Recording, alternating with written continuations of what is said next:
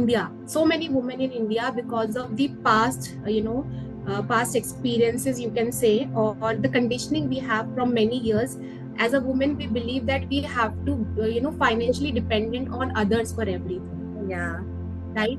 It's not everyone, but yeah, many women still have that, mindset. Okay, they have to depend on someone else. So what they can do is, if they can understand that in today's world, they have to, do something for their finances, so they can learn certain skills. If they have any passion, they want to teach other people, they can learn certain skills and they can start teaching other people.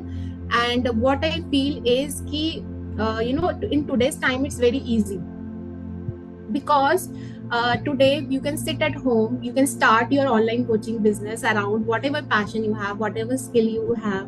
It's very easy if you learn the right skill and implement, and you learn actually how to implement everything and how to attract clients for whatever skill you have, whatever passion you have.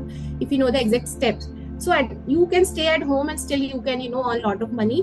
And at the same time you can learn the saving skill, and investing thing as well, so that you can become financially independent. Because I always feel that only secure woman can raise a secure family or a confident family.